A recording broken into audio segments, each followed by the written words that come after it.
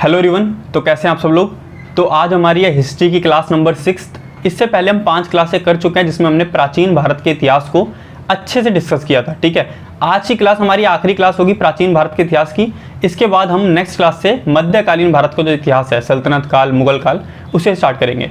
तो class start करने से पहले कुछ बात बताना चाहता हूँ मैं आपको क्लासेस से रिलेटेड। तो जो हमारी जीके जीएस का बैच चल रहा है, इसमें हम हिस्ट्री करेंगे, उसके बाद ज्योग्राफी, उसके बाद पॉलिटिक्स, ऐसे पूरा खत्म करेंगे। ठीक है, तो आपको जो भी कंटेंट प्रोवाइड करा रहा हूँ वो A1 है। ठीक है, इसके अलावा आपको पढ़ने की जरूरत नहीं है अगर आप एयरफोर्स, नेवी, कोस्ट गार्ड के लिए प्रिपेयर कर रहे हैं तो। ठीक है, अगर आप एसएससी के लिए प्रिपेयर कर रहे हैं तो इसके बाद आप क्वेश्चन जरूर लगाएं। ठीक है, ताकि आपकी प्रिपरेशन एक अच्छे लेवल पहुंच सके। और आप क्या देखेंगे, जब अगर आपको कंटेंट चेक करना है कैसा लेवल कंटेंट है, तो आप प्रीवियस ईयर के क्वेश्चन उठा के देख लीजिए एसएससी के, क्योंकि एयरफोर्स के प्रीवियस ईयर क्वेश्चन मिलेंगे नहीं आपको। एसएससी के प्रीवियस ईयर क्वेश्चन उठा के देख लीजिए, चाहे वो किरण पब्लिकेशन के हो, चाहे घटना चक्र हो, आपको 90 to 95% क्वेश्चन जो मैं करा रहा हूँ कंटेंट उसी से एज इट इज मिल जाएंगे। ठीक है, आपको पता ही है 1-2 question out of the box हो जाते हैं जो कि सिलेबस ही में नहीं होता, पूरी बुक में नहीं मिलेंगे, चाहे वो लूसेंट या कोई और बुक हो। ठीक है, तो वो क्वेश्चन को हटा दे तो 95% तक क्वेश्चन आपको जो मैं कंटेंट प्रोवाइड करा रहा हूँ उसी से मिल जाएंगे। तो आपको कोई टेंशन लेने की जरूरत नहीं अगर आप इससे कर रहे हैं तो। ठीक है, अगर मैं पेड कंटेंट की बात करूँ तो जिन्होंने पेड कंटेंट ले रखा है, पेड कोर्स ले रखा है जीके के लिए, उनको पता होगा जो मैं पढ़ा रहा हूँ उसका लेवल क्या है। ठीक है, पेड कोर्स के बराबर ही मिलेगा, उससे कम नहीं मिलेगा आपको। ठीक है, सो आई होप जनरली जो आप लोगों के मन में डाउट रहता है वो मैंने क्लियर कर दिया होगा। तो अब हम अपना पूरा कंसंट्रेट करते हैं क्लास की तरफ। तो अभी तक जो भी हम पढ़ रहे थे इतिहास में वो था उत्तर भारत का इतिहास। तो पूरा भारत है तो ऊपर वाला पार्ट कहलाता है उत्तर भारत और नीचे वाला पार्ट कहलाता है दक्षिण भारत। तो उत्तर भारत का इतिहास हमने पढ़ लिया कि प्राचीन इतिहास में उसमें क्या क्या हुआ। अब हमें पढ़ना है कि उसी समय दक्षिण भारत में क्या चल रहा था। ठीक है, दक्षिण भारत का सबसे प्राचीन इतिहास था वो हमने पढ़ा था क्लास 4 में, छोटा ही था। उसमें क्या था, संगम साहित्य के बारे में पता चलता है। संगम साहित्य में 3 इंपॉर्टेंट राजवंश थे, चोल वंश, चेर वंश और पांड्य वंश। बस इतना ही था, ज़्यादा कुछ इंपॉर्टेंट नहीं था उसमें 4th क्लास में। अब जो पार्ट है दक्षिण भारत का, ये काफ़ी ज़्यादा इंपॉर्टेंट है और यहाँ से क्वेश्चन पूछे जाते हैं। तो हम पढ़ेंगे इसे राजवंश के जरिए, अलग अलग वंश जो आए दक्षिण भारत में इन्होंने शासन करा उनके जरिए हम इसे पढ़ेंगे। तो पहला जो वंश है इंपॉर्टेंट वो है पल्लव वंश। तो देखिए एयरफोर्स में मैक्सिमम टाइम क्वेश्चन क्या बनते हैं, किसी वंश का नाम दे दिया और उसके संस्थापक का नाम आपसे पूछ लिया गया, नाम मिलेगा वो दक्षिण भारत के किसी वंश का नाम मिलेगा और आपको उसके संस्थापक का नाम बताना होगा। तो पल्लव वंश के संस्थापक याद कीजिए कौन थे, सिंह विष्णु पल्लव वंश के संस्थापक थे और इनकी राजधानी थी कांचीपुरम, तमिलनाडु। तो देखिए दक्षिण भारत का सबसे इंपॉर्टेंट शहर कौन सा, तमिलनाडु। तो तमिलनाडु की में था ये जगह कांचीपुरम जो इन्होंने अपनी राजधानी बना रखा था। ठीक है, अब इनके जो प्रमुख शासक आते हैं पहले वो आते हैं नरसिंह वर्मन प्रथम। संस्थापक सिंह विष्णु और सिंह से याद रखिए नरसिंह वर्मन। नरसिंह वर्मन प्रथम भी किस वंश के थे, पल्लव वंश के। तो इन्होंने क्या करवाया जो याद रखने लायक है, महाबलीपुरम के एकाश मंदिर जिन्हें रथ कहा जाता है, इनका निर्माण नरसिंह वर्मन प्रथम ने कराया। ये स्टैटिक जीके का मोस्ट इंपॉर्टेंट क्वेश्चन है। जैसे पूछा जाता है महाबलीपुरम के एकाश मंदिर कहाँ पर है, किस शहर में है, तो तमिलनाडु में है। महाबलीपुरम के एकाश मंदिर का निर्माण किसने कराया, नरसिंह वर्मन प्रथम ने कराया। इन्हें और क्या कहा जाता है, इन्हें रथ भी कहा जाता है, रथ मंदिर। ठीक है, इन मंदिर जो एकाश मंदिर है इन्हें रथ मंदिर भी कहा जाता है और इनकी संख्या 7 है। ठीक है, पल्लव राजाओं ने इनका निर्माण कराया था, याद रखिएगा, बहुत इंपॉर्टेंट है। उसके बाद नरसिंह वर्मन प्रथम के बारे में एक इंपॉर्टेंट बात और है, यह है कि इन्होंने एक युद्ध लड़ा था, किसके साथ लड़ा था, पुलकेशिन द्वितीय। अब पुलकेशिन द्वितीय आपको याद आएगा, लास्ट क्लास में पढ़ा था कि हर्षवर्धन के साथ पुलकेशिन II ने युद्ध लड़ा था नर्मदा नदी के तट पर और हर्षवर्धन को हरा दिया था। अब हर्षवर्धन को उन्होंने हरा दिया, ठीक है, अब उनमें घमंड लाके कि मैं सबको हरा सकता हूं। तो पुलकेशिन II ने अब युद्ध किसके साथ लड़ा, नरसिंह वर्मन प्रथम के साथ। और नरसिंह वर्मन प्रथम काफी नामी राजा थे, उन्होंने पुलकेशिन द्वितीय को पराजित कर दिया और उसके बाद उन्होंने वातापी कोंड की उपाधि धारण करी। अब ये वातापी कोंड की उपाधि क्यों धारण करी इन्होंने, तो इसके पीछे का रीजन ये है, वातापी के राजा थे पुलकेशिन द्वितीय। ठीक है, वातापी इनकी जो कैपिटल थी इनके राज्य की, उसका नाम वातापी था। तो जब इनके ऊपर कब्जा कर लिया तो इनकी राजधानी पे भी कब्जा कर लिया, तो इनकी राजधानी वातापी थी। तो वातापी कोंड, वातापी का विजेता नाम इन्होंने अपना रखा। वातापी कोंड की उपाधि नरसिंह वर्मन प्रथम ने धारण करी, किसको हरा के, पुलकेशिन द्वितीय को। ठीक है, इन्हीं के शासनकाल में, नरसिंह वर्मन प्रथम के शासनकाल में, चीनी यात्री हुएन त्सांग जो कि हर्षवर्धन के शासनकाल में था, वो कांची घूमने आया था, तमिलनाडु में घूमने आया था। ठीक है, ये याद रखिएगा, कांची कब आया था हुएन त्सांग, नरसिंह वर्मन प्रथम के शासनकाल में आया था, पल्लव राजाओं के शासनकाल में आया था। नेक्स्ट पॉइंट है, नरसिंह वर्मन प्रथम हुए, अब उनके उत्तराधिकारी आते हैं नरसिंह वर्मन द्वितीय। नरसिंह वर्मन द्वितीय ने कांची के कैलाशनाथ मंदिर का निर्माण कराया। अब कांची में एक मंदिर बनाया जिसका नाम था कैलाशनाथ मंदिर।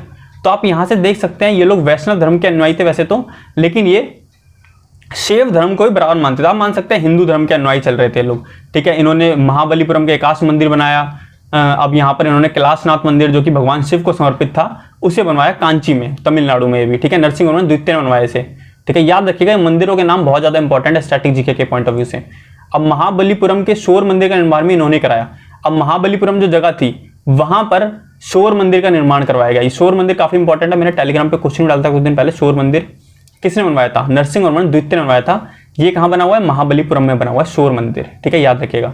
शोर मंदिर भी भगवान शिव को समर्पित है।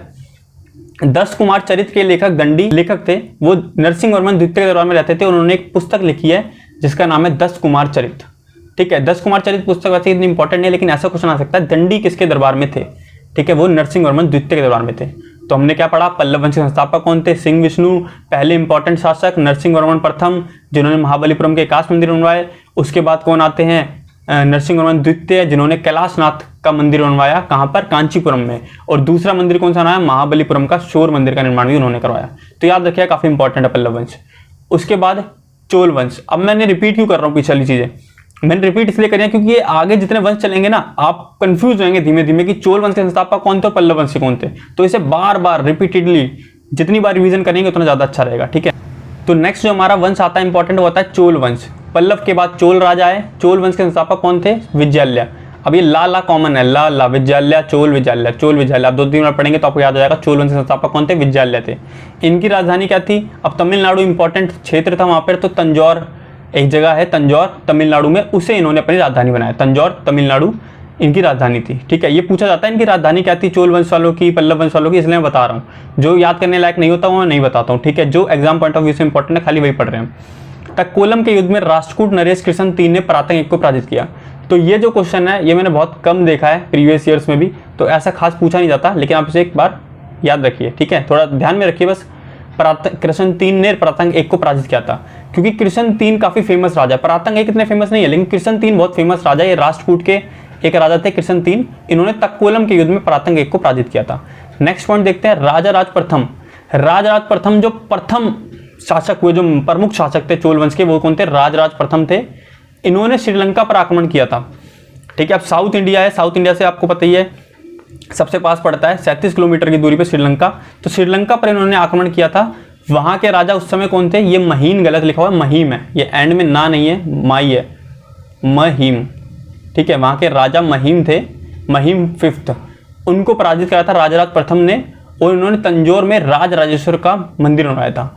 तो श्रीलंका पर अधिकार किसने किया था? किस चोल शासक ने श्रीलंका पर अधिकार किया था? ऐसा क्वेश्चन पूछा जाता है, ठीक है।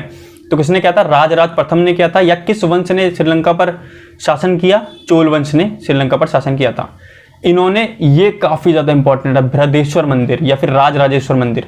राजराजेश्वर तो आप याद रखते हैं, राजाराज प्रथम और राजराजेश्वर तो एक जैसा नाम है, अपने नाम पे इन्होंने रखा राजराजेश्वर मंदिर।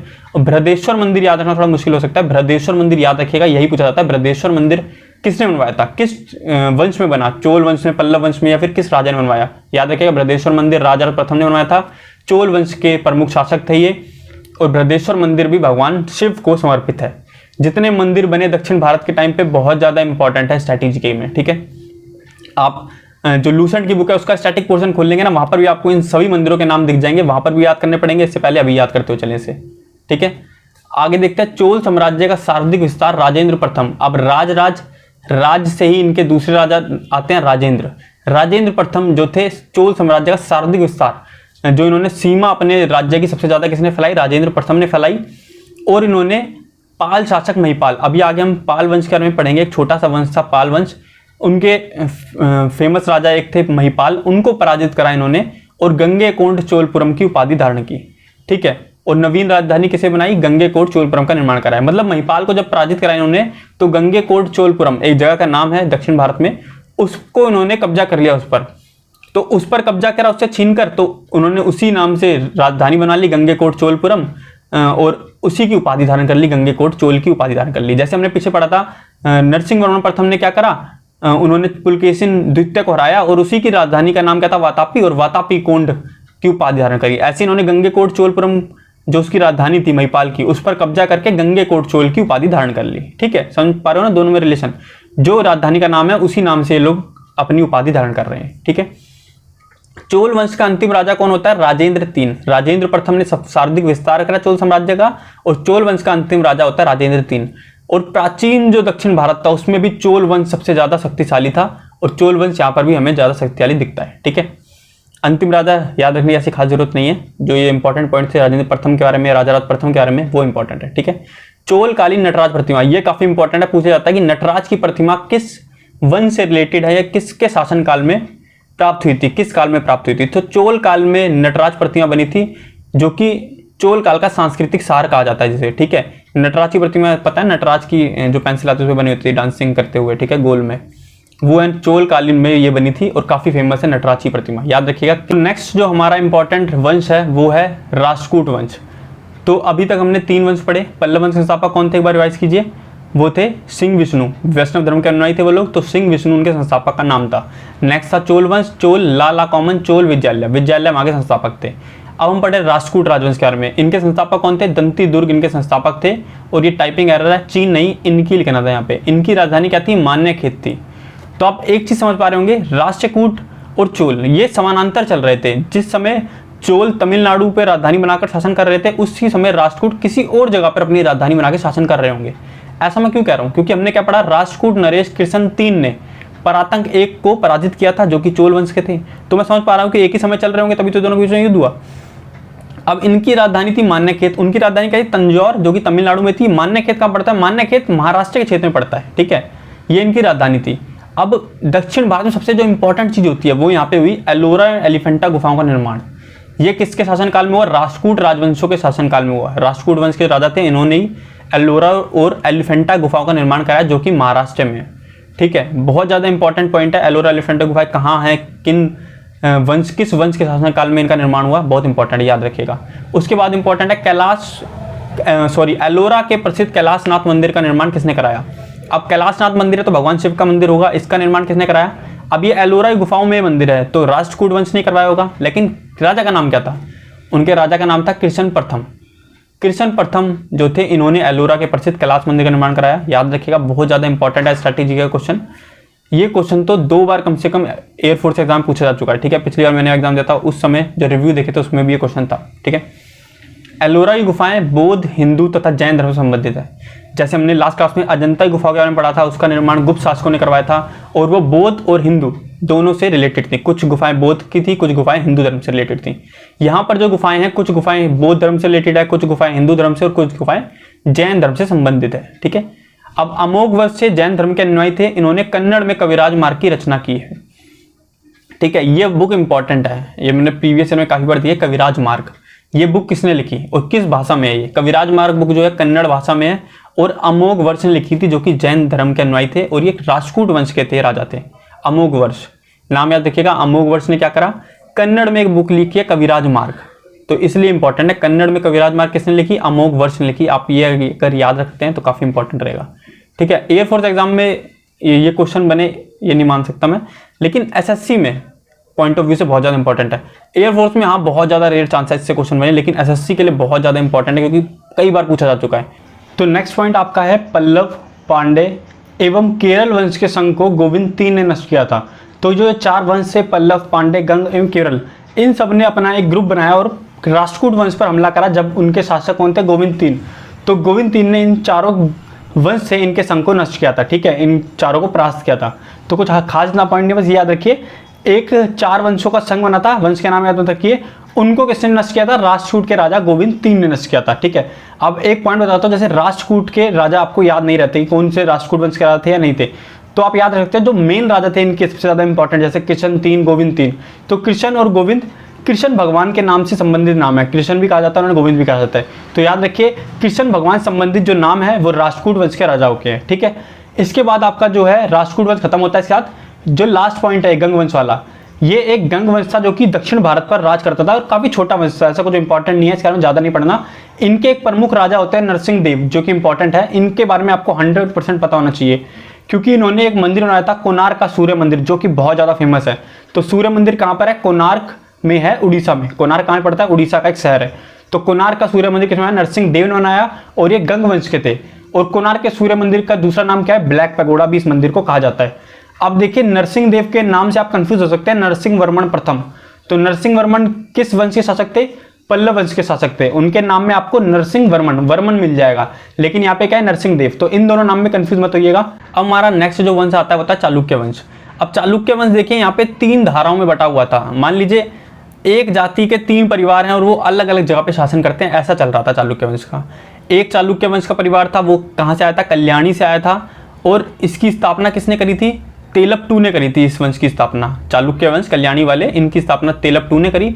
अब ये इंपॉर्टेंट इसलिए तेलपटू क्योंकि उन्होंने राष्ट्रकूट जो आखिरी राजा थे कर्क, उनका नाम याद रखने की जरूरत नहीं, राष्ट्रकूट के आखिरी राजा का कर्क जो थे उनको पराजित कर दिया तेलपटू ने, और कल्याणी के चालुक्य वंश की नींव रख दी। ठीक है, इन्होंने राजधानी क्या किया, जब राष्ट्रकूट को पराजित करा है तो उनकी राजधानी वैसे ही फली फूली होगी, तो उसी पे कब्जा करके उसे ही अपनी राजधानी घोषित कर दिया, मान्यखेत को, जो कि महाराष्ट्र में पड़ता है। ठीक है, अब चालुक्य वंश कल्याणी वाले एक और इंपॉर्टेंट इसलिए हैं क्योंकि इनके एक प्रमुख शासक हुए विक्रमादित्य 6th। क्या नाम था, विक्रमादित्य 6th, और इनके दरबार का जो कवि था वो इनसे भी ज्यादा फेमस, उसका नाम था विल्हन। उसने कौन सी बुक लिखी थी, ये बुक कई बार पूछी जाती है एग्जाम में, विक्रमांग देव चरित्र की रचना किसने करी है, विल्हन ने करी है। अब विल्हन किसके दौरान में रहता है, विक्रमादित्य। अब विक्रमादित्य और विक्रमांग, तो इन्हीं के बारे में इनका चरित्र की रचना इन्होंने इसमें कर दी, विक्रमांग देव चरित्र। कह सकते हैं इनकी बायोग्राफी लिख दी इन्होंने, विक्रमांग देव चरित्र। विक्रमादित्य राजा का नाम, विक्रमांग देव चरित्र इन्होंने लिख दी। ठीक है, जैसे बाण भट्ट हर्षवर्धन के दरबार में रहते हैं, उन्होंने हर्ष चरित्र की रचना करी थी, ऐसे ही चल रहा है। विल्हन ने क्या बुक लिखी, विक्रमांग देव चरित्र, ये याद रखना है आपको। और किसके दरबार में रहते थे, विक्रमादित्य 6th के दरबार में रहते थे। नेक्स्ट शाखा थी जो चालुक्य वंश की, वो थी चालुक्य वंश वातापी वाले। ठीक है, अब वातापी, इसकी स्थापना किसने करी, जयसिंह ने करी। इसकी स्थापना किसने करी ये ज्यादा इंपॉर्टेंट नहीं है, इनकी राजधानी देखिए वातापी थी, वो तो आपको पता ही चल रहा है, वातापी के थे तो वातापी इनकी राजधानी है। इस वंश के प्रमुख शासक कौन थे, जो दिख रहा है चालुक्य वंश कल्याणी वाले, बस इनकी राजधानी अलग है, क्योंकि इन्होंने राष्ट्रकूट नरेश से जीता था, तो जो इनकी पहली राजधानी थी उसे छोड़ दिया और मान्यखेत को राजधानी बना लिया ऐसे। लेकिन चालुक्य वातापी वाले, इनकी राजधानी वातापी रही, और चालुक्य वंश एक है वेंगी, इनकी राजधानी वेंगी रही। ठीक है, अब वातापी वाले चालुक्य वंश था, उनकी स्थापना किसने करी, जयसिंह ने स्थापना करी थी। स्थापना किसने करी, चालुक्य वातापी की इंपॉर्टेंट नहीं है, लेकिन इनके एक प्रमुख शासक बहुत ज्यादा इंपॉर्टेंट है, जिसका नाम है पुलकेशिन द्वितीय, जिसके बारे में मैंने क्लास 5th में भी पढ़ा और आज भी पढ़ा। इन्होंने पहले किससे लड़ लिया था, हर्षवर्धन से, और नर्मदा नदी के तट पर इन्होंने हर्षवर्धन को पराजित कर दिया था। इनमें घमंड आया, इन्होंने फिर से युद्ध लड़ा। अब किसके खिलाफ युद्ध लड़ा इन्होंने, नरसिंह वर्मन प्रथम, जो कि पल्लव वंश के प्रमुख शासक थे, उनसे युद्ध लड़ा और उन्होंने इन्हें पराजित कर दिया और इनकी राजधानी भी छीन ली और वातापी कोंड की उपाधि धारण करी। तो नेक्स्ट पॉइंट है आपका, एहोल अभिलेख का संबंध किस राजा से है। तो एहोल अभिलेख पुलकेशिन द्वितीय के शासनकाल में बना था, और इसके लेखक कौन थे, रविकृति। तो याद रखिएगा, रविकृति जो एक लेखक थे वो किसके दरबार में रहा करते थे, पुलकेशिन द्वितीय के दरबार में रहा करते थे, और उन्होंने ही एहोल अभिलेख की रचना करी है। तो जैसे हमने पहले एक अभिलेख पढ़ा था हाथी गुम्फा अभिलेख, जो कि कलिंग राज खारवे के टाइम पे बना था। दूसरा हमने पढ़ा था इलाहाबाद प्रशस्ति लेख, या इलाहाबाद प्रशस्ति लेख, या प्रयागराज प्रशस्ति लेख, जो कि किसके शासनकाल में बना था, समुद्रगुप्त के शासनकाल में बना था। गुप्त साम्राज्य के थे, हरिसेन जो उनके लेखक थे उन्होंने बनवाया था। ठीक है, तो ऐसे ही रविकृति ने कौन सा अभिलेख बनवाया था, एहोल अभिलेख, जिसका संबंध पुलकेशिन द्वितीय के शासनकाल से है। ठीक है, अब एहोल एक जगह का नाम है, आपको पता होगा दक्षिण भारत में एक जगह है एहोल, वहां पे बहुत सारे मंदिर बने हुए, उस शहर में बहुत सारे मंदिर है उस शहर, इसीलिए उस शहर का दूसरा नाम जो उपनाम पड़ा हुआ है वो मंदिरों का शहर भी उस शहर को कहा जाता है। जैसे अलीगढ़ को ताले की नगरी कहा जाता है, वहाँ पे ताले ज़्यादा बनते हैं। ठीक है, ऐसे एहोल को मंदिरों का शहर कहा जाता है, याद रखिएगा इसे। इसके बाद चालुक्य वंश वेंगी वाले, इनकी राजधानी क्या थी, वेंगी थी। तो ये बिल्कुल इंपॉर्टेंट नहीं है, इसको आप बिल्कुल ऐसे ही छोड़ दें तो कोई दिक्कत नहीं है। ठीक है, और पढ़ लेते हैं। चालुक्य वंश वेंगी, इनके संस्थापक थे विष्णुवर्धन, और राजधानी क्या थी, वेंगी, जो कि आंध्र प्रदेश में पड़ती है। तो इसे आप छोड़ सकते हैं। चालुक्य वंश की 2 शाखाएं हैं, वो बहुत इंपॉर्टेंट है, चालुक्य वंश कल्याणी और चालुक्य वंश वातापी, इन्हें आप पढ़ लीजिएगा। ठीक है, तो इसी के साथ हमारे दक्षिण भारत के जितने भी इंपॉर्टेंट वंश थे उनके बारे में कंप्लीट होता है। कौन कौन से वंश इंपॉर्टेंट थे, पल्लव, चोल, राष्ट्रकूट और चालुक्य, इनके बारे में हमने अच्छे से पढ़ लिया है। और थोड़े इंपॉर्टेंट जो थे गंग वंश थे, वो भी गंग वंश भी दक्षिण भारत का एक वंश था, उसके बारे में जो इंपॉर्टेंट था वही पढ़ लिया हमने। अब सीमावर्ती राजवंश उभरने लगे, मतलब छोटे छोटे राजवंश का उदय होने लग गया। जब पूरे सब बड़े बड़े राजवंश चले जाते हैं दक्षिण भारत उत्तर भारत से, तो ये छोटे छोटे राजवंश उभरने लग जाते हैं, और फिर उसके बाद भारत पर बड़ी बड़ी सेनाओं का आक्रमण हुआ अरब से। ठीक है, तो उससे क्या होता है, भारत में नया एक जो समय होता है, मुगलों का काल होता है, वो चालू होता है। ठीक है, इससे पहले जो छोटे छोटे वंश आते हैं उनके बारे में पढ़ते हैं। जैसे पहला एक वंश आता है पाल वंश। पाल वंश के संस्थापक काफी इंपॉर्टेंट है, कई बार पूछे जाते हैं। पाल कॉमन है, पाल गोपाल इसके संस्थापक थे। और पाल वंश के महान शासक का नाम था धर्मपाल इसलिए इंपॉर्टेंट क्योंकि उन्होंने विक्रमशिला विश्वविद्यालय की स्थापना कराई। हम 3 विश्वविद्यालय पढ़ चुके हैं, जैसे तक्षशिला भी एक विश्वविद्यालय था। तक्षशिला शहर की स्थापना किसने कराई थी, भरत ने कराई थी। नेक्स्ट में पढ़ता है नालंदा विश्वविद्यालय, जिसकी स्थापना कुमार गुप्त, या दूसरा नाम उनका था गोविंद गुप्त, गुप्त साम्राज्य के थे, उन्होंने कराई थी उसकी स्थापना। तीसरा हमने अब पढ़ा विक्रमशिला विश्वविद्यालय, जिसकी स्थापना किसने कराई थी? धर्मपाल ने कराई थी, पाल वंश के थे। एक और पाल वंश के इंपॉर्टेंट शासक कौन थे? महिपाल, जिसके बारे में थोड़ा पहले पढ़ा था। चोल वंश में राजेंद्र प्रथम ने उनको पराजित करा था और गंगेकोट चोलपुरम को अपनी राजधानी बना के गंगेकोट चोल की उपाधि धारण करी थी। ठीक है, 3 राजा पाल वंश के हमने पढ़े। ठीक है, नेक्स्ट पॉइंट है आपका कन्नौज के लिए त्रिपक्षीय संघर्ष पाल वंश, गुर्जर प्रतिहार वंश एवं राष्ट्रकूट वंश के मध्य हुआ। तो ये 3 वंश थे। पाल वंश के बारे में अभी आपने पढ़ा, गुर्जर प्रतिहार वंश के बारे में हम आगे पढ़ेंगे और लास्ट जो है राष्ट्रकूट वंश के बारे में पढ़ चुके हैं। तो इन तीनों वंशों ने कन्नौज के लिए लड़ाई लड़ी, मतलब ये तीनों लड़ रहे हैं, जो जीतेगा उसका कन्नौज जाएगा। तो कन्नौज उस समय काफी प्रसिद्ध था और कन्नौज पे गुर्जर प्रतिहार वंश का शासक था। ठीक है, जो गुर्जर प्रतिहार वंश के शासक थे वो राज कर रहे थे, इसलिए पाल वंश दूसरी जगह से आए थे और राष्ट्रकूट वंश ये दोनों उस पर कब्जा करना चाहते थे। तो कन्नौज उस समय व्यापार के लिए काफी प्रसिद्ध था और वहां से शेष भारत के लिए रास्ते जाते, तो व्यापारियों के लिए एक प्रमुख स्थान था। तो कर वसूलना ये सब वहां से ज्यादा हो सकता था, इसलिए कन्नौज वहां पर प्रसिद्ध था। ठीक है, इसके बाद नेक्स्ट पॉइंट है लाहौर वंश का शासक हर्ष था। ठीक है, लाहौर वंश का एक शासक था जो कि इंपॉर्टेंट है, हर्ष। ये कश्मीर के शासक थे, लाहौर वंश के जो शासक थे वो कश्मीर पर राज करते थे। तो हर्ष इतने प्रसिद्ध नहीं है, उनके जो कवि थे कलहन वो ज्यादा प्रसिद्ध है। अब 2 हर्ष है, एक हर्षवर्धन के बारे में पहले पढ़ा था जो कि पुष्यभूति या वर्धन वंश के शासक थे, तो वो अलग हैं और ये जो हर्ष हैं ये अलग है। ठीक है, ये लोहार वंश के और वो पुष्यभूति वंश के थे। ठीक है, वो कहाँ के शासक थे? थानेश्वर राजधानी थी, फिर कन्नौज को उन्होंने राजधानी बना लिया था। लेकिन ये कहाँ के शासक है? कश्मीर के शासक हैं। तो दोनों को मैशअप मत कर दीजिएगा, दोनों को अलग अलग रखिएगा। ठीक है, इनके जो आश्रित कवि थे वो थे कलहन, जिन्होंने एक बहुत ज्यादा इंपॉर्टेंट बुक लिखी है जिसका नाम था रात तरंगिनी। इससे हमें कश्मीर का इतिहास जानने में सहायता मिलती है। रात तरंगिनी बुक किसने लिखी थी? याद रखिए, कलहन ने। और कलहन किसके आश्रित कवि थे? हर्ष के आश्रित कवि थे। ठीक है, तो इसके बाद आपके आते हैं राजपूत राजवंश। ठीक है, अब राजपूत राजवंशों की उत्पत्ति होती है भारत में, जिनमें से प्रमुख कौन से? गुर्जर प्रतिहार वंश, चौहान वंश, ठीक है, राठौर वंश, इनके बारे में पढ़ेंगे। तो पहला वंश है गुर्जर प्रतिहार वंश, ऊपर उनके बारे में पढ़ा, त्रिपक्षीय संघर्ष में वो भी थे। ठीक है, कन्नौज के लिए। तो गुर्जर प्रतिहार वंश का सर्वाधिक शक्तिशाली एवं प्रतापी राजा मिहिर भोज था। इनके संस्थापक याद करने की जरूरत नहीं है, एक प्रतापी राजा जैसे मिहिर भोज। जैसे क्वेश्चन आ सकता है कि मिहिर भोज किस वंश के शासक थे? गुर्जर प्रतिहार वंश, पाल वंश, राष्ट्रकूट वंश। तो आपको पता होना चाहिए गुर्जर प्रतिहार वंश के शासक थे और इनकी राजधानी ज्यादा इंपॉर्टेंट है। गुर्जर प्रतिहार वंश की राजधानी क्या थी? कन्नौज थी, क्योंकि कन्नौज उस समय प्रसिद्ध जगह थी, तो इसलिए पूछा जा सकता है कन्नौज किस वंश की राजधानी थी। ठीक है, दिल्ली नगर की स्थापना किसने करी थी? तोमर नरेश। तो इनका गुर्जर प्रतिहार वंश से कोई रिलेशन नहीं है। तोमर वंश एक अलग था जिसके एक इंपॉर्टेंट शासक थे अनंगपाल। तो अनंगपाल ने 11वीं सदी में दिल्ली नगर की स्थापना की थी। ये मोस्ट इंपॉर्टेंट पॉइंट है, इसे याद रखिएगा। दिल्ली नगर की स्थापना किसने करी थी? तोमर नरेश अनंगपाल ने 11वीं सदी में। ठीक है, इसके बाद नेक्स्ट राजपूत वंश जो आता है वो आता है आपका कौन सा? गढ़वाल वंश। गढ़वाल राजवंश को राठौर राजवंश भी कहा जाता था। गढ़वाल वंश के संस्थापक कौन थे? चंद्रदेव इसके संस्थापक थे। अब देखिए, संस्थापक इसके ज्यादा इंपॉर्टेंट नहीं है, इसके जो इंपॉर्टेंट शासक है वो है जयचंद, जो कि इसके आखिरी शासक थे। इन्होंने क्या करा? गौरी के साथ युद्ध लड़ा 1194 में। तो इस युद्ध को याद रखिएगा कि चंदावर का युद्ध किस वर्ष हुआ था? तो 1194 में हुआ था। किस किस के मध्य हुआ था? जयचंद और गौरी के मध्य हुआ था और इसमें गौरी की विजय हुई थी और उसने जयचंद को मार दिया था। ठीक है, जयचंद याद रखिएगा, गढ़वाल राठौर राजवंश के अंतिम शासक थे। इसके बाद जो सबसे इंपॉर्टेंट राजपूत शासक आते हैं वो आता है चौहान वंश। ठीक है, चौहान वंश के संस्थापक कौन थे? वासुदेव। सेम यहाँ पर भी जैसे राठौर वंश के संस्थापक इंपॉर्टेंट नहीं है, चौहान वंश के संस्थापक भी इतने इंपॉर्टेंट नहीं है। ये पता होना चाहिए कि ये लोग कहाँ पर शासन करते थे, ये एसएससी में क्वेश्चन पूछा जा चुका है।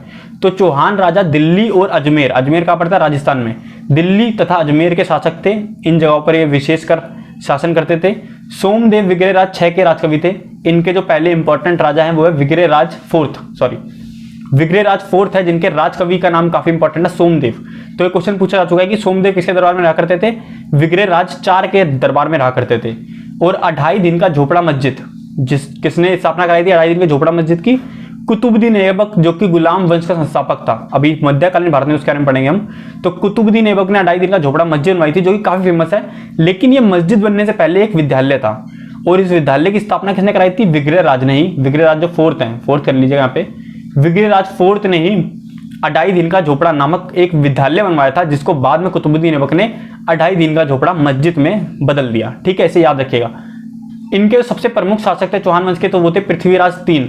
ठीक है, वो इस वंश के अंतिम शासक भी थे। इन्होंने चंदवरदाई जो एक राजकवि हैं वो इनके दरबार में रहा करते थे, जिन्होंने एक बुक लिखी थी जिसका नाम था पृथ्वीराज रासो। तो जिस तरीके से हर्षवर्धन के शासनकाल में बाण भट्ट रहा करते थे और उन्होंने उनकी जीवनी लिखी थी जिसका नाम क्या था? हर्ष चरित्र। तो इनके चरित्र के बारे में चंद्रवरदाई ने पृथ्वीराज तृतीय के चरित्र के बारे में इसमें लिखा है, जिसका नाम उन्होंने रखा है पृथ्वीराज रासो।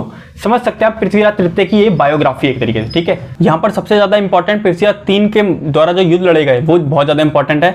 जैसे तराइन का प्रथम युद्ध जो कि 1191 में हुआ, किस किस के मध्य हुआ? पृथ्वीराज तृतीय एवं गौरी के मध्य हुआ। अब गौरी ने यहाँ, पृथ्वीराज तृतीय ने यहाँ पे गौरी को पराजित करके छोड़ दिया, हरा दिया उसे और भगा दिया, ठीक है। फिर तराइन का द्वितीय युद्ध होता है कब? 1192 में, बिल्कुल 1 साल बाद बस। इसमें गौरी ने क्या किया? जो पृथ्वीराज तृतीय के दुश्मन थे उनका साथ लिया। उनके दुश्मन कौन थे? जयचंद, जो कि हमने अभी पीछे पढ़ा था, देखिए ये रहा। गढ़वाल वंश, राठौर वंश के जो आखिरी शासक कौन थे? जयचंद, ठीक है, जयचंद। जयचंद से गौरी ने सहायता ली और पृथ्वीराज तृतीय के खिलाफ युद्ध में उनका साथ लिया और इन्होंने क्या करा? पृथ्वीराज तृतीय को हरा दिया और उनकी मृत्यु कर दी, ठीक है, इन्हें मार दिया इन्होंने। अब जयचंद ने, आप सोच रहे होंगे इन्होंने साथ क्यों दिया गौरी का? गौरी तो एक बाहर से आया हुआ था, ठीक है, ये दोनों तो अपने एक ही कंट्री के थे, इसलिए साथ दिया क्योंकि पृथ्वीराज तृतीय ने क्या करा था? इनकी जो पुत्री थी संयोगिता, उसके साथ विवाह कर लिया था भगाकर, ठीक है, बिना आज्ञा के उनकी। तो इसलिए वो गुस्सा थे और उन्होंने अपना साथ दिया गौरी को और गौरी ने इनको पराजित करके मार दिया।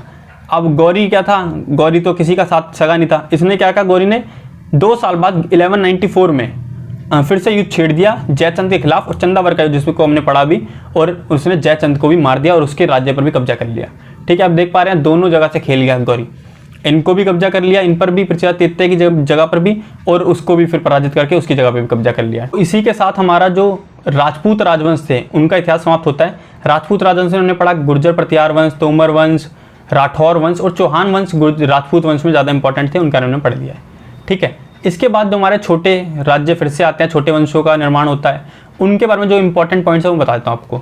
जैसे एक वंश आता है उसके बाद परमार वंश। परमार वंश में आपको कुछ पढ़ने की जरूरत नहीं है, बस नाम याद रखिए कि इनके इंपॉर्टेंट राजा थे, उनका नाम था राजा भोज और उन्होंने कवि राज की उपाधि धारण करी थी। जैसे हमारे थे ना मिहिर भोज, किस वंश के थे? गुर्जर प्रतिहार वंश के थे और इनकी राजधानी थी कन्नौज, ठीक है, उनकी राजधानी ज़्यादा इंपॉर्टेंट है, उनका नाम भी इतना खास इंपॉर्टेंट नहीं है। ऐसे परमार वंश के इंपॉर्टेंट राजा क्या थे? राजा भोज थे, इतना खास इंपॉर्टेंट ये भी नहीं है, ठीक है। चंदेल वंश इंपॉर्टेंट है क्योंकि इनकी राजधानी सबसे ज़्यादा इंपॉर्टेंट है। चंदेल वंश की राजधानी क्या थी? खजुराहो थी। खजुराहो कहाँ पड़ता है? मध्य प्रदेश में पड़ता है। इस वंश के संस्थापक नन्नुक थे, संस्थापक का नाम इंपॉर्टेंट नहीं है, राजधानी बता चुका हूँ, बहुत इंपॉर्टेंट है। कंदरिया महादेव मंदिर का निर्माण कराया था चंदेल शासकों ने, ये काफ़ी इंपॉर्टेंट है।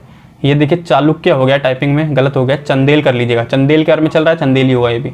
तो चंदेल शासकों ने कंदरिया महादेव मंदिर का निर्माण कराया था और उन शासक का नाम क्या था? धंगदेव। तो शासक का नाम याद नहीं रहे चल जाएगा, लेकिन कौन से वंश था, कौन से वंश ने निर्माण कराया कंदरिया महादेव मंदिर का? तो चंदेल शासकों ने निर्माण कराया कंदरिया महादेव मंदिर का छतरपुर में। छतरपुर जो कि खजुराहो में पड़ता है, मध्य प्रदेश के पास ही, मध्य प्रदेश के अंदर पड़ता है छतरपुर, और छतरपुर में ही कंदरिया महादेव मंदिर का निर्माण कराया चंदेल शासकों ने। आई होप क्लियर हो गया अब। खजुराहो के स्मारक, खजुराहो जो जगह है उसमें स्मारक है, वहाँ पे अभी भी जो खंडर पड़े होते हैं ना, कह सकते हैं, वो एक तरीके से मंदिर थे। किसके थे? हिंदू और जैन धर्म से के मंदिर थे वो। अब काफ़ी सारा समय हो गया है तो वो कुछ दीवारें गिर गई होंगी तो खंडर टाइप बन गए, तो स्मारक कहा जा सकता है उन्हें। अब वो स्मारक बन गए हैं हिंदू और जैन धर्म के, काफ़ी ज़्यादा हिस्ट्री के पॉइंट ऑफ व्यू से इंपॉर्टेंट है। यूनेस्को की वर्ल्ड हेरिटेज साइट भी से घोषित कर रखा है। तो याद रखिएगा खजुराहो के स्मारक किससे रिलेटेड है? चंदेल शासकों से रिलेटेड है और हिंदू एवं जैन धर्म को समर्पित है ये, ठीक है। इसके बाद एक वंश आता है सिसोदिया वंश। सिसोदिया वंश देखिए, सिसोदिया वंश के संस्थापक याद रखने की जरूरत नहीं है। इनकी राजधानी याद रखिए क्या थी? इनकी राजधानी थी चित्तौड़। जो सिसोदिया वंश वाले थे ये राज कहाँ पे करते थे? मेवाड़ पर करते थे। उन्होंने अपनी राजधानी चित्तौड़ को बना रखा था। अपनी विजय के उपलक्ष्य में इनके जो इंपॉर्टेंट राजा थे उनका नाम क्या था? राणा कुंभा। राणा कुंभा ने एक पिलर बनवाया था जिसे विजय स्तंभ कहा जाता था, ठीक है। कीर्ति स्तंभ भी कहा गया इसे, कीर्ति स्तंभ आप ऐसे लिख सकते हैं, कीर्ति, ठीक है। कीर्ति स्तंभ मतलब अपना गुणगान के लिए स्तंभ लिख रखा है। विजय स्तंभ, इन्होंने विजय करी, विजय मिली इनको, तो विजय के उपलक्ष्य में इन्होंने विजय स्तंभ का निर्माण करवा दिया। किसने निर्माण कराया? राणा कुंभा ने करवाया। और कहाँ पर करवाया? चित्तौड़ में करवाया। जब इनकी राजधानी चित्तौड़ है तो वहीं पर तो करवाएंगे। और विजय मिली थी इसलिए विजय स्तंभ और कीर्ति स्तंभ जो भी नाम दिया हो, इसका निर्माण किसने कराया? काफी ज्यादा इंपॉर्टेंट है, राणा कुंभा, जो कि सिसोदिया वंश के थे। याद रखिएगा इस पॉइंट को। इसके बाद आता है सोलंकी वंश। आखिरी वंश है आपका प्राचीन भारत में सोलंकी वंश। सोलंकी वंश अथवा गुजरात के चालुक्य, जैसे चालुक्य के 3 भाग वहां पर थे ना, ऐसे गुजरात में भी चालुक्य वंश वाले थे, ठीक है। अब सोलंकी वंश कहा जाता है इन्हें, और कहीं पर गुजरात के चालुक्य वंश भी कहा जाता है। तो भीम प्रथम इनके प्रमुख शासक थे पहले, और इन्होंने क्या करवाया था? महमूद गजनी ने इनके शासनकाल में आक्रमण किया था। अब महमूद गजनी ने कब किया था सोमनाथ के मंदिर पर आक्रमण? ये समय पूछा जाता है। तो 1025 ईस्वी याद रखिएगा, 1025 ईस्वी में महमूद गजनी ने आक्रमण किया था और उस समय भारत के शासक कौन थे? भीम प्रथम थे। सोमनाथ के मंदिर पर आक्रमण किया था। इससे ये भी याद रखिएगा सोमनाथ का मंदिर है कहाँ? गुजरात में। भीम प्रथम के सामंत विबल ने आबू पर्वत पर दिलवाड़ा का जय प्रसिद्ध जैन मंदिर बनवाया। तो ये मंदिर जो भी है और कहाँ पर है, किसने बनवाया, बहुत ज्यादा इंपॉर्टेंट है, याद जरूर रखिएगा। दिलवाड़ा का प्रसिद्ध जैन मंदिर कहाँ पर है? माउंट आबू पर्वत पर है, जो कि अरावली पर्वतमाला का एक शिखर है, राजस्थान में पड़ता है। और किसने निर्माण कराया था? भीम प्रथम के सामंत मतलब मंत्री समझ सकते हैं, उनके कोई सहायक होंगे, विमल, उन्होंने इसका निर्माण करवाया था। याद रखिएगा, पॉइंट बहुत ज्यादा इंपॉर्टेंट है। मोढेरा का सूर्य मंदिर कहाँ है? गुजरात। एक सूर्य मंदिर हमने पढ़ा था गंगवंश के राजा थे, कौन थे? नरसिंह देव। उन्होंने उड़ीसा में के कोणार्क में सूर्य मंदिर का निर्माण कराया था, ठीक है। और ये जो दूसरा सूर्य मंदिर है इसका नाम है मोढेरा का सूर्य मंदिर, मतलब मोढेरा शहर है गुजरात में, वहां पर सूर्य मंदिर बनवाया गया दूसरा। इसका निर्माण सोलंकी राजाओं के शासनकाल में हुआ था, मतलब जो ये थे ना गुजरात के चालुक्य शासक, इनके शासनकाल में हुआ था। कौन पर्टिकुलर राजा थे उनका नाम नहीं दिया हुआ है, ठीक है। सोलंकी वंश का अंतिम शासक कौन हुआ? भीम द्वितीय। तो भीम प्रथम और भीम द्वितीय दो राजा इंपॉर्टेंट है सोलंकी वंश के। भीम द्वितीय किस लिए इंपॉर्टेंट है? इसने मोहम्मद गौरी को परास्त किया था, ठीक है। मोहम्मद गौरी ने इसके समय में भारत पर आक्रमण किया था और इसने उनसे पराजित कर दिया था, क्योंकि उस पर किसी का समर्थन नहीं था, क्योंकि वो जब अकेले लड़ रहा था, आपने देखा पृथ्वीराज तृतीय से, तब उन्होंने भी उसे पराजित कर दिया था। लेकिन फिर वो भारत के ही एक रूलर जो थे जयचंद का साथ लेकर गया पृथ्वीराज तृतीय से लड़ने, तब वो जीत पाया। तो ऐसे अकेले जब वो गया था मोहम्मद गौरी भीम द्वितीय से लड़ने, तो भीम द्वितीय ने भी उन्हें पराजित कर दिया था। इसी के साथ जो भी प्राचीन भारत का इतिहास था वो आपका खत्म होता है। जो भी पॉइंट्स रिमेनिंग बचे थे प्राचीन भारत के बारे में, वो सब मैंने इस वीडियो में कवर कर दिए हैं। आपको चेक करना हो तो आप प्रीवियस ईयर के क्वेश्चंस निकालिए प्राचीन भारत के और लगा के देखिए, आपको 95% प्लस क्वेश्चंस इसी जो कंटेंट मैं आपको दे रहा हूँ उसी में से मिल जाएगा। तो ये कंटेंट आपके लिए मोर देन सफिशिएंट है, इससे बाहर पढ़ने की आपको जरूरत नहीं है, ठीक है। इसके बाद आप बस क्वेश्चन की प्रैक्टिस कीजिए, वो इन्हीं में से मिल जाएगा आपको। तो बस आपकी तैयारी फ्लो में एक चलती रहेगी, ठीक है। तो वीडियो पसंद आए तो लाइक कर दीजिएगा, शेयर जरूर कर दीजिएगा। आप देख रहे होंगे यार व्यूज़ इतने नहीं आ पा रहे हैं इन वीडियोज़ पे, ठीक है। तो शेयर आप लोग करिए, जो आपके साथी एसएससी की प्रिपरेशन कर रहे हैं, एमटीएस और जीडी को टारगेट कर रहे हैं आगे, तो उनको शेयर कीजिए, या किसी भी 12th लेवल के एग्जाम की तैयारी कर रहे हैं तो उनको शेयर कर दीजिएगा, ठीक है। और नए चैनल पर सब्सक्राइब कर लीजिएगा। थैंक यू, मिलते हैं जल्दी नेक्स्ट वीडियो में।